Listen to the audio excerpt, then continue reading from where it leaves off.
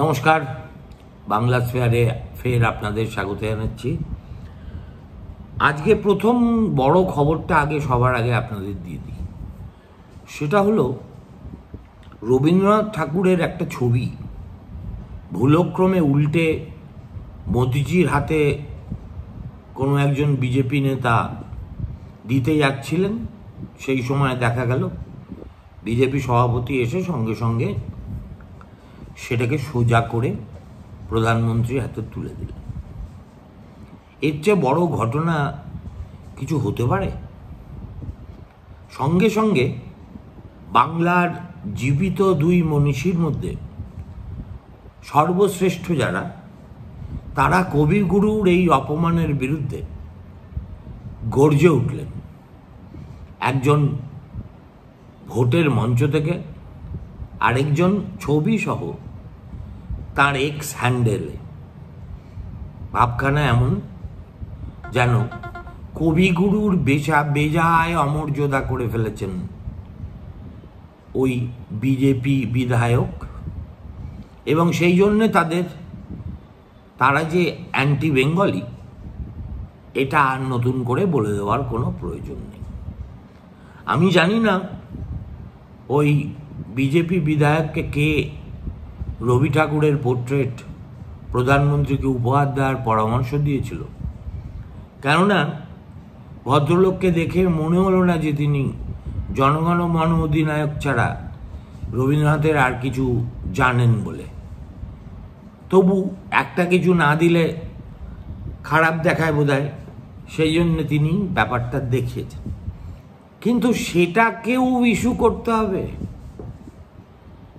এবং শুধু তাই নয়, আমি ধরে নিলাম আমাদের বাংলার দুই জীবিত মনীষী এটা করেছেন, সেটাকে খবরে সঙ্গে সঙ্গে ব্রেকিং নিউজ করে চালাতে হবে। সবাই কি আমরা পাগল হয়ে গেলাম? একে তো আজকে সারাদিন ধরে একদিকে প্রধানমন্ত্রী বক্তৃতা, অন্যদিকে আমাদের দিদিমণির বক্তৃতা। শুনতে শুনতে যখন বিকেল হয়ে গেল, দেখলাম মাথা দপদপ করছে। কেননা ভোটের প্রচারে এমন আবোল তাবোলের সংকীর্তন হওয়া সম্ভব দুতরফেই। এটা স্বচক্ষে না দেখলে, সকর্ণে না শুনলে বিশ্বাস করা সত্যিই কঠিন। একটা কারণ হতে পারে, এই প্রখর গ্রীষ্মের মধ্যে এত বিলম্বিত ভোট প্রক্রিয়া। একটা সাধারণ নির্বাচন যদি এপ্রিল মে মাসের গরমে 1.5 মাস ধরে চলে, তাহলে একটা সময় আসতে বাধ্য, যখন বক্তাদের বক্তব্যেও আপনি আর কোনো নতুন কথা খুঁজে পাবেন না। তাদেরকে ক্লান্ত দেখাবে, এবং সেই কারণে উৎপটাং কথাবার্তা বলে তারা দায়িত্ব সারবেন। আজকে প্রধানমন্ত্রীর 4টি ভাষণের 4টিই আমি মন দিয়ে শুনছি। আমরা যে নরেন্দ্র মোদীকে দেখতে অভ্যস্ত, অর্থাৎ আত্মবিশ্বাসে ভরপুর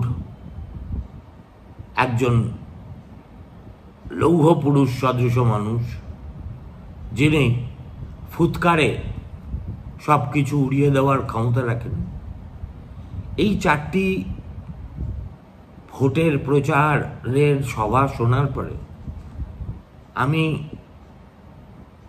সেই নরেন্দ্র মোদীকে দেখতেই পেলাম না। পরিবর্তে একজন প্রধানমন্ত্রী যে এইভাবে অনর্গল এমন সব কথা বলে যেতে পারেন, এটা শুনে আমার পরম বিস্ময় লাগলো। ভোট এতই বিষম বস্তু যে আমাদের রাজনীতির কুশীলবরা তারা প্রকাশ্য মঞ্চে হাজার হাজার জনতাকে সাক্ষী রেখে যা ইচ্ছে তাই বলে যেতে পারে। যেমন ধরুন, ভাটপাড়া থেকে প্রধানমন্ত্রী আজ 5 দফা মোদির গ্যারেন্টি শুনিয়েছেন বাংলার জন্য। যদিও গ্যারেন্টিগুলো শোনার পরে এর সঙ্গে সম্পূর্ণ বাংলার সম্পর্ক কি সেটা আমি এখনো পর্যন্ত বুঝে উঠতে পারিনি। তিনি বলেছেন যে 1 নম্বর গ্যারেন্টি হলো, আমি বাংলায় 5 গ্যারেন্টি দিচ্ছি। যতদিন মোদি আছে ততদিন ধর্মের ভিত্তিতে সংরক্ষণ দেওয়া যাবে না। এসসি ওবিসিদের সংরক্ষণ কেউ ছিনিয়ে নিতে পারবে না। রামনবমী পালন করতে কেউ বাধা দিতে পারবে না। রাম মন্দির নিয়ে সুপ্রিম কোর্টের নির্দেশ কেউ পাল্টাতে পারবে না। সিএ আইন যেটা আমরা জারি করেছি সেটাতেও কোনো রদবদল কেউ ঘটাতে পারবে না। এই 5টি গ্যারেন্টি দেওয়ার কি প্রয়োজন ছিল আমার মাথাতেই ঢোকেনি। তার কারণ এগুলোর মধ্যে কেউ তো বলেনি যে এখনো পর্যন্ত ভারতবর্ষে বিজেপির কোনো প্রতিপক্ষ দলের পক্ষ থেকে মোদি যেসব বিষয়ে গ্যারান্টি দেওয়ার চেষ্টা করলেন সে ব্যাপারে তো কোনো প্রশ্ন তোলা হয়নি। কেউ তো বলেনি যে এসসি এসটি ওবিসিদের জন্য যে সাংবিধানিক সংরক্ষণ আছে সেটা তুলে দেওয়া হবে। কার ক্ষমতা আছে এটা তুলে দেয়? সংবিধান যে গ্যারেন্টি আমার দেশের তফসিলি জাতি উপজাতি এবং ওবিসিদের দিয়েছে এবং যেটা সুপ্রিম কোর্টের দ্বারা অনুমোদিত, সেটা তুলে দেওয়ার কথা উঠছে কি করে? কেন উঠছে সেটাতে আমি একটু পরে আসছি। তারপরে বলছেন যে রামনবমী পালন করতে কেউ বাধা দিতে পারবে না। ভারতবর্ষে কোথায় রামনবমী পালনে কে বাধা দিল সেটাও আমার কাছে পরিষ্কার নয়। রামনবমীর মিছিল সংক্রান্ত কিছু প্রশাসনিক বিধিনিষেধ রাজ্যে আমাদের মুখ্যমন্ত্রী আরোপ করে থাকেন, সেটা ভিন্ন কথা। কিন্তু রামনবমী তো declared scheduled holiday, both nationally and state wise. এতদিন পর্যন্ত রামনবমী রাজ্যের ছুটির তালিকায় ছিল না। মমতা বন্দ্যোপাধ্যায় সকলকে খুশি করার তাগিদে এবছর থেকে রামনবমীকেও ঢুকিয়ে দিয়েছেন। অবশ্য ছট পুজোর জন্য 2 দিন, অমুকের জন্য 3 দিন। মমতা বন্দ্যোপাধ্যায় গত 13 বছরে যত ছুতোনাতায় রাজ্য সরকারে কর্মচারীদের বাড়িতে বসে থাকার আরামে বন্দোবস্ত করেছেন, শুধু সেই কারণে তার উপর কিঞ্চিত করুণা ডিএ বঞ্চিত সরকারি কর্মচারীদের থাকলেও থাকতে পারে। কিন্তু তিনি ছুটি দেন না, তিনি খুব কড়া হেডমিস্ট্রেস। তিনি প্রশাসনিক অনুশাসন নিয়ে খুব ভাবিত, এমন দুর্নাম কিন্তু কোঅর্ডিনেশন কমিটির নেতারাও মমতা বন্দ্যোপাধ্যায়ের বিরুদ্ধে দেবেন না। তারপরে তিনি বলছেন ধর্মের ভিত্তিতে সংরক্ষণ করা যাবে না। ধর্মের ভিত্তিতে সংরক্ষণও যে করা যাবে না সেটাও একটা কনস্টিটিউশনাল গ্যারান্টি, কেননা ভারতবর্ষ হচ্ছে সেকুলার দেশ। আচ্ছা বলুন, যে কেন্দ্রীয় সরকার ধর্মের ভিত্তিতে নাগরিকত্ব আইন কিছুদিন হলো লাগু করে দিল দেশে, সেই সরকারের মুখে ধর্মের ভিত্তিতে সংরক্ষণের বিরোধিতা করা সম্ভব, করা উচিত? আসলে যেটা যখন হাতের কাছে কোনো জবরদস্ত ইস্যু থাকে না, যা দিয়ে বিরোধীদের কুপঘাত করা যায়, তখন অন্ধকারে হাতড়ে হাতড়ে হাতড়ে হাতড়ে এমন সব ইস্যু ম্যানুফ্যাকচার করতে হয় যেগুলোর জমিতে কোনো উপস্থিতি নেই, কিন্তু রাজনীতির যে গ্র্যান্ড ডিজাইন তার মধ্যে আছে। ভারতবর্ষের কোনো কোনো রাজ্যে, যেমন কর্ণাটকে, যেমন পশ্চিমবঙ্গে, মুসলিমদের মধ্যে যারা একদম দরিদ্রতম, তাদের অনেকগুলো কাস্টকে ওবিসির আওতায় আনা হয়েছে। ওবিসিতে আপাতত আমাদের রাজ্যেও দুটো ক্যাটেগরি আছে। একটা ক্যাটেগরি মুসলমানদের জন্য সংরক্ষিত, আর বাকিটা ওবিসিদের জন্য সংরক্ষিত। পশ্চিমবঙ্গে একমাত্র যিনি এই সংরক্ষণের সুবিধা চুটিয়ে নিয়ে কার্যত কলকাতা পুরসভার সরকারি কাজকর্ম আর কিছুদিনের মধ্যে উর্দুতে চালু করে দেবেন সম্ভবত, তিনি ববি হাকিম। এছাড়া ধর্মের ভিত্তিতে সংরক্ষণ হবে না এই প্রত্যয় নিয়েই ভারতীয় প্রজাতন্ত্রের জন্ম হয়েছিল। সুতরাং এইগুলো অনেকটা পায়ে পা দিয়ে ঝগড়া করার সামিল। রাম মন্দির নিয়ে সুপ্রিম কোর্টের নির্দেশ কেউ পাল্টাতে পারবে না। কে পাল্টাতে চাইছে? এতদিন ধরে, সেই 1985 সাল থেকে এ নিয়ে যে বাঘ বিতণ্ডা, মারপিট, রক্তপাত, কর সেবকদের আন্দোলন, তারপরে আজকে যে অযোধ্যায় মন্দিরটা নির্মিত হয়েছে, সেটা তো সুপ্রিম কোর্টের আদেশ অনুসারে। এবং কোনো রাজনৈতিক দল, এমনকি আসাদুদ্দিন ওয়াইসির এমআইএমও অযোধ্যায় ওই রাম মন্দিরের বিরোধিতা করেছেন বলে আমি জানি না। কিন্তু প্রধানমন্ত্রী সম্ভবত এই কথা ভুলে গেছেন যে ওই সুপ্রিম কোর্টের নির্দেশে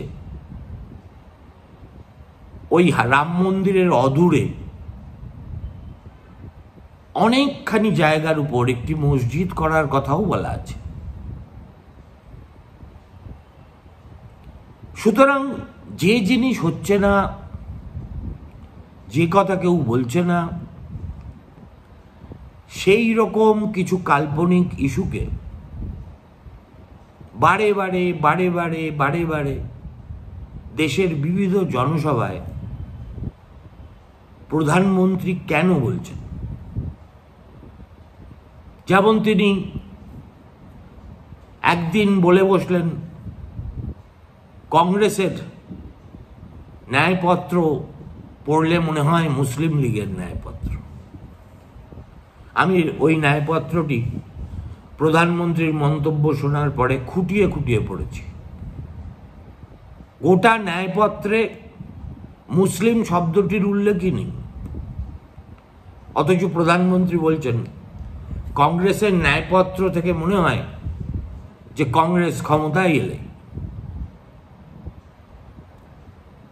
ওবিসিদের যাবতীয় সংরক্ষণ মুসলিমদের হাতে তুলে দেবে। দেখুন, এই ধরনের কথা যদি মমতা বন্দ্যোপাধ্যায় বলতেন, আমি গায়ে মাখতাম না। কিন্তু আমার দেশের প্রধানমন্ত্রী যখন এই ধরনের কথা বলেন, তখন বুঝতে হবে কোথাও তাল কেটে আছে।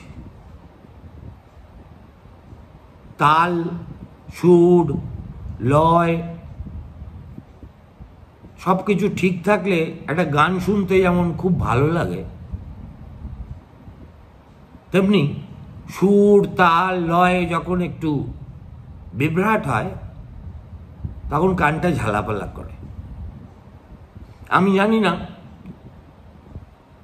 যে কেন প্রধানমন্ত্রী অকারণে এই ইস্যুগুলিকে সামনে আনছেন। আরেকটা গ্যারেন্টি যেটা নরেন্দ্র মোদী দিয়েছেন, আমার ধারণা পশ্চিমবঙ্গবাসী কেউ বিশ্বাস করবে না সেটা। উনি বলেছেন যারা ভ্রষ্টাচার করছে টিএমসির তাদের কাউকে ছাড়া হবে না। শুভেন্দুর স্লোগানটা আজকে তিনি বেশ সুন্দর করে দিব্যি চালিয়ে দিলেন, চোর ধরো জেল ভরো। আমার যদি কখনো সুযোগ হয় আমি করজোড়ে তাকে জিজ্ঞেস করব, মোদিজি এইসব ছ্যাঁচোরদের ধরে আপনারা তো জেলে পুরেছেন, আসল চোরগুলো তো বুক বাজিয়ে বাজারে ঘুরে বেড়াচ্ছে, তাদের কেশাগ্র পর্যন্ত স্পর্শ করলেন না। সেই 2014 সাল থেকে টিএমসির ভ্রষ্টাচার ভ্রষ্টাচার ভ্রষ্টাচার, প্রতিটি জনসভায় আপনি এবং গৃহমন্ত্রী এই একটি বিষয়কে তুলে ধরেছেন, আজকেও ধরেছেন, ন্যায়সঙ্গতভাবে ধরেছেন। শিক্ষক নিয়োগ ঘোটালা, রেশন ঘোটালা, আবাস যোজনার কাটমানি নিয়ে ঘোটালা, প্রত্যেকটাই ঠিক আছে, কিন্তু এই সব ঘোটালার উৎসস্থল যে মহাদেবের জটা, সেই জটায় তো কখনো হাত পড়ে না। অরবিন্দ কেজরিওয়াল জেলে চলে যায়, 21 দিনের জন্য প্রচারের সুবিধার্থে তাকে ছাড়া হয়েছে। হেমন্ত সোরেন বেচারার ভাগ্যে সেটাও নেই। আমাদের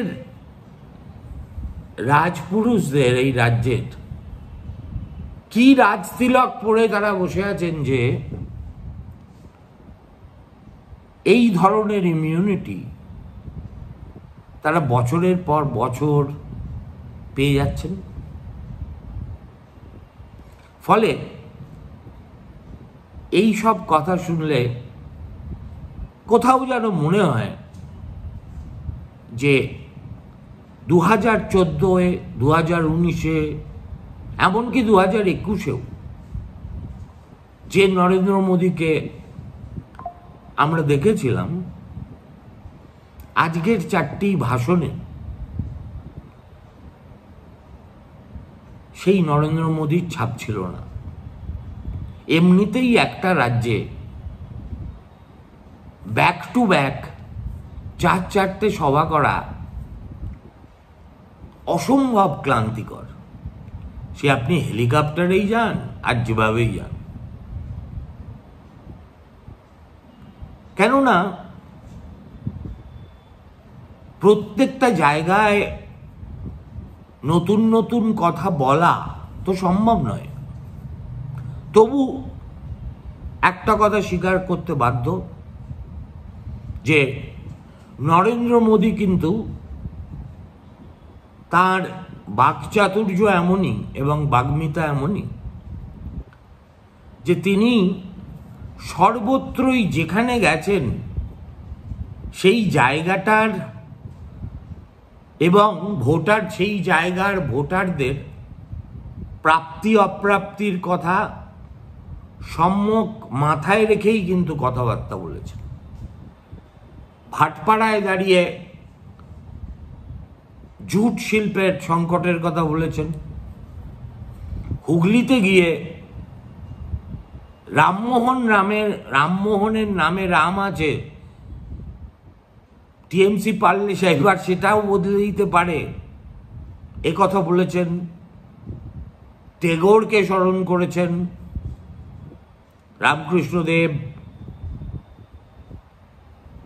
আর পুরসুরায় গিয়ে আরামবাগে তিনি শিডিউল কাস্ট আর শিডিউল ট্রাইব, যেহেতু ওটা সংরক্ষিত আসন, তাদের মন পেতে তার দল এ ব্যাপারে কি কাজ করেছে, দেশের কতগুলি জেলায় সেই প্রকল্প রূপায়িত হয়েছে এবং পশ্চিমবঙ্গের সরকারের অসহযোগিতার কারণে কিভাবে এত লাভজনক একটা প্রকল্প আমাদের রাজ্যের তফসিলি উপজাতিরা পাচ্ছেন না, সে কথাও বলেছেন।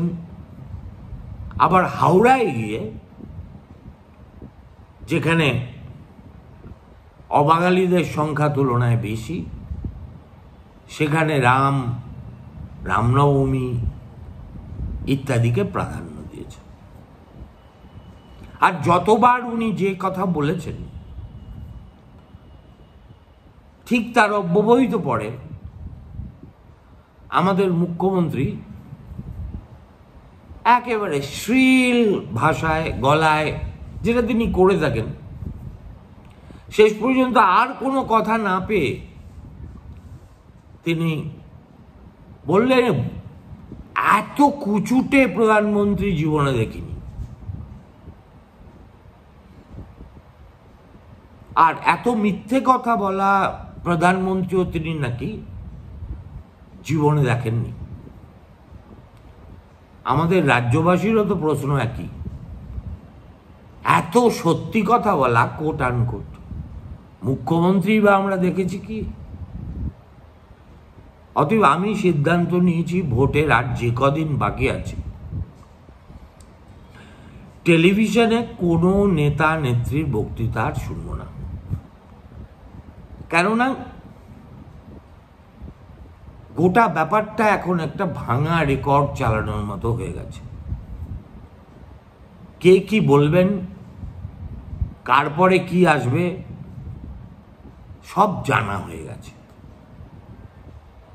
For me, their speeches will no longer be a story unless এমন কিছু কথা তারা বলে বসেন যেটাকে উপেক্ষা করার কোনো উপায় নেই। আপনারা অবলাইজিং মিডিয়ার ডাইরেক্ট সম্প্রচার দেখে আপনাদের ইচ্ছে চরিতার্থ করবেন, আমি নিরুপায়। ভালো থাকবেন, শুভরাত্রি।